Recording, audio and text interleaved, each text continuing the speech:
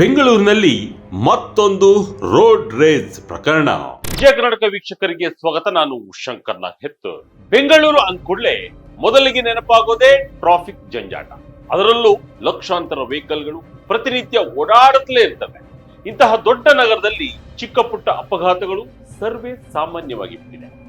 ಮಿರರ್ಗೆ touch ಆಗೋದು, bike ಹಿಂಬದಿಗೆ touch ಆಗೋದು, ಹೀಗೆ ಅನೇಕ ಸಣ್ಣ ಪುಟ್ಟ ರೋಡ್ ರೇಜ್ ಘಟನೆಗಳು ನಡೆಯುತ್ತಲೇ ಇರುತ್ತವೆ. ಕೆಲವೊಂದಿಷ್ಟು ಚರ್ಚೆ ಮಾಡಿ ಅಥವಾ ಹೆಚ್ಚು ಹಾನಿಯಾಗಿದ್ರೆ ಅದಕ್ಕೆ ದಂಡ ಕಟ್ಟಿಕೊಡೋದು ಅಥವಾ ಇನ್ಸೂರೆನ್ಸ್ ಏನಾದ್ರೂ ಇದ್ದಲ್ಲಿ ಅದನ್ನ ಕವರ್ ಮಾಡಿಕೊಳ್ಳೋದು, ಇಂಥದ್ದೆಲ್ಲ ಪ್ರತಿನಿತ್ಯ ನಡೆಯುತ್ತಲೇ ಇರ್ತವೆ. ಆದರೆ ಬೆಂಗಳೂರಿನ ಪುಟ್ಟೇನಹಳ್ಳಿ ಪೊಲೀಸ್ ಠಾಣಾ ವ್ಯಾಪ್ತಿಯಲ್ಲಿ ನಡೆದಿರೋ ಘಟನೆ ನಿಜಕ್ಕೂ ಹೀಗೂ ಇರ್ತಾರ, ಹೀಗೂ ಮಾಡ್ತಾರ ಅನ್ನೋ ಭಯ ಹುಟ್ಟಿಸುತ್ತದೆ. ಜಸ್ಟ್ ಕಾರಿನ ಮಿರರ್ಗೆ ಟಚ್ ಆಗಿದ್ದಕ್ಕೆ ಫಾಲೋ ಮಾಡಿಕೊಂಡು ಬಂದು ಬೈಕಿಗೆ ಡಿಕ್ಕಿ ಹೊಡೆದು ಕೊಲೆ ಮಾಡೋ ಹಂತಕ್ಕೆ ಹೋಗಿದೆ. ಅಷ್ಟಕ್ಕೂ ಆ ಸ್ಥಳದಲ್ಲಿ ಅಸಲಿಗೆ ನಡೆದಿದ್ದೇನೆ. 2 ಕಿಲೋಮೀಟರ್ ಚೇಸ್ ಮಾಡಿಕೊಂಡು ಬಂದು ಕೊಲೆ ಮಾಡುವಂಥದ್ದು ಏನಾಗಿದೆ? ಘಟನೆಯ ಇಂಚಿಂಚು ಮಾಹಿತಿ ತೋರಿಸ್ತೀವಿ ನೋಡಿ. ಜಸ್ಟ್ ಮಿರರ್ ಟಚ್ ಆಗಿದ್ದಕ್ಕೆ ಕೋಪ ತಾಪ, ಕಾರಿನಲ್ಲಿ ಬಂದು ಬೈಕಿಗೆ ಡಿಕ್ಕಿ. ನೋಡಿ, ಈ ದಂಪತಿಗಳ ಫೋಟೋಗಳನ್ನ ಒಮ್ಮೆ ನೋಡಿ. ಇವರು ವಿದ್ಯಾವಂತರು, ಬುದ್ಧಿವಂತರು ಕೂಡ.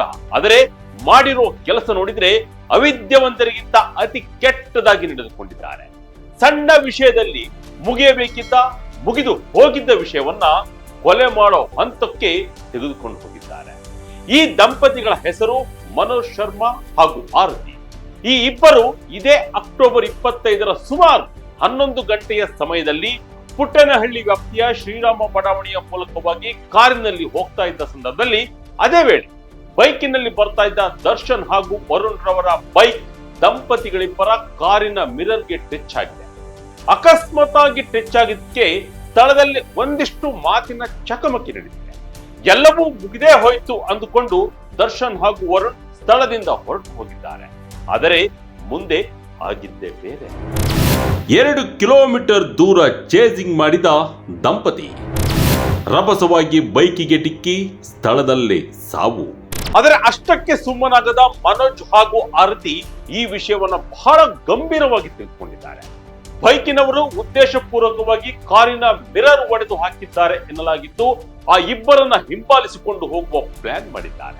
ಅದೇ ರಸ್ತೆಯಲ್ಲಿ ಸುಮಾರು ದೂರದಷ್ಟು ಹೋಗಿ ಅವರನ್ನ ಹಿಡಿಯಲು ಪ್ರಯತ್ನಿಸಿದ್ದಾರೆ. ಆದರೆ ಅವರು ಅವರ ಕೈಗೆ ಸಿಗದ ಕಾರಣ ಮತ್ತೆ ಯೂಟರ್ನ್ ಮಾಡಿಕೊಂಡು ಸುಮಾರು 2 ಕಿಲೋಮೀಟರ್ಗಳಷ್ಟು ಅವರನ್ನ ಹಿಂಬಾಲಿಸಿಕೊಂಡು ಬಂದು ದರ್ಶನ್ ಹಾಗೂ ವರುಣ್ ಇದ್ದ ಬೈಕಿಗೆ ರಭಸವಾಗಿ ಡಿಕ್ಕಿ ಹೊಡೆದಿದ್ದಾರೆ. ಡಿಕ್ಕಿ ಹೊಡೆದ ರಭಸಕ್ಕೆ ಬೈಕ್ ಸಮೇತ ಇಬ್ಬರು ಕೂಡ ರಸ್ತೆ ಬದಿಗೆ ಹಾರಿ ಬಿದ್ದಿದ್ದಾರೆ. ಕಾರು ಡಿಕ್ಕಿ ಹೊಡೆದ ರಭಸಕ್ಕೆ ದರ್ಶನ್ ಎಂಬ ಯುವಕ ಸ್ಥಳದಲ್ಲೇ ಸಾವನ್ನಪ್ಪಿದ್ದಾನೆ. ವರುಣ್ ಎಂಬಾತನಿಗೆ ಸಣ್ಣ ಪುಟ್ಟ ಗಾಯಗಳಾಗಿವೆ. ಎಲ್ಲವೂ ಕೂಡ ಸಿಸಿಟಿವಿಯಲ್ಲಿ ದಾಖಲಾಗಿದೆ. ಮೊದಲು ಅಪಘಾತ ಎಂದು ದೂರು, ನಂತರ ಶಾಕ್. ಮಾಸ್ಕ್ ಹಾಕಿಕೊಂಡು ಬಂದಿದ್ದ ದಂಪತಿ. ಆದರೆ ಅಪಘಾತ ಮಾಡಿದ್ದ ಮನೋಜ್ ಹಾಗೂ ಆರತಿ ಅಪಘಾತದ ಸ್ಥಳದಿಂದ ಕಾರಿನ ಕೆಲ ಪಾರ್ಟ್ಸ್ ಗಳನ್ನ ಮುಖಕ್ಕೆ ಮಾಸ್ಕ್ ಹಾಕಿಕೊಂಡು ಬಂದು ತೆಗೆದುಕೊಂಡು ಹೋಗಿರುವ ದೃಶ್ಯ ಸಿಸಿಟಿವಿಯಲ್ಲಿ ಸೆರೆಯಾಗಿದೆ. ಅಪಘಾತವನ್ನು ಕಂಡ ಸ್ಥಳೀಯರು ಪುಟ್ಟೇನಹಳ್ಳಿ ಪೊಲೀಸ್ ಠಾಣೆಗೆ ದೂರು ದಾಖಲಿಸಿದ್ದಾರೆ. ಈ ಪ್ರಕರಣವನ್ನು ಅಪಘಾತವೆಂದು ದೂರು ದಾಖಲು ಮಾಡಿಕೊಂಡು, ಆದರೆ ತನಿಖೆ ಮುಂದುವರಿಸಿದ ಪೊಲೀಸರಿಗೆ ಇದೊಂದು ಅಪಘಾತವಲ್ಲ, ಕೊಲೆ ಎಂಬುದು ಗೊತ್ತಾಗಿದೆ. ಮನೋಜ್ ಹಾಗೂ ಆರತಿ ದಂಪತಿಗಳು ದರ್ಶನ್ ಹಾಗೂ ವರುಣ್ ಕಾರಿನಲ್ಲಿ ಹಿಂಬಾಲಿಸಿಕೊಂಡು ಬಂದು ಬೈಕಿಗೆ ಗುದ್ದಿ ಕೊಲೆ ಮಾಡಿದ್ದರೆಂದು ತನಿಖೆ ವೇಳೆ ತಿಳಿದು ಬಂದಿದೆ. ಇದೊಂದು ರೋಡ್ ರೇಜ್ ಪ್ರಕರಣ ಎಂತಲೂ ದಾಖಲು ಮಾಡಿ ಬಳಿಕ ಆ ಇಬ್ಬರು ದಂಪತಿಗಳನ್ನ ಅರೆಸ್ಟ್ ಮಾಡಿ ಸದ್ಯಕ್ಕೆ ಜೈಲಿಗೆ ಕಳಿಸಿದ್ದಾರೆ. ಕೋಪದ ಕೈಗೆ ಬುದ್ಧಿ ಕೊಟ್ಟಿದ್ದ ದಂಪತಿ. ದರ್ಶನ್ ಮನೆಯಲ್ಲಿ ನೀರವ ಮೌನ. ಪೊಲೀಸರಿಗೆ ಸಿಕ್ಕ ಸಿಸಿಟಿವಿ ಘಟನೆಯ ಇಂಚಿಂಚು ಮಾಹಿತಿಯನ್ನು ಹೇಳುತ್ತಿದೆ. ಮೊದಲಿಗೆ ಅಪಘಾತವೆಂದು ನಂಬಿದ್ದ ಪೊಲೀಸರಿಗೆ ಸತ್ಯಾಸತ್ಯತೆ ತಿಳಿದು ಶಾಕ್ ಆಗಿದ್ದಾರೆ. ಬೆಂಗಳೂರಿನಲ್ಲಿ ಇಂತಹ ಅನೇಕ ಸಣ್ಣ ಪುಟ್ಟ ಘಟನೆಗಳು ನಡೆಯುತ್ತಿರುತ್ತವೆ. ಕೆಲವೊಂದಿಷ್ಟು ವಾದ ವಿವಾದದಲ್ಲಿ ಅಂತ್ಯಗೊಂಡು ಸುಮ್ಮನಾಗುತ್ತಾರೆ. ಕೆಲವೊಂದಿಷ್ಟು ಘಟನೆಗಳು ಇಂತಹ ದುಸ್ಸಾಹಸಕ್ಕೆ ಕೈ ಹಾಕಿ ಬೇಡವಾದುದನ್ನ ಮಾಡಿಕೊಳ್ತಾರೆ. ಸಮಾಧಾನವಾಗಿ ಈ ವಿಷಯವನ್ನ ತೆಗೆದುಕೊಂಡಿದ್ದರೆ ಎಲ್ಲವೂ ಸರಿಯಾಗಿ ಇರುತ್ತಿತ್ತು.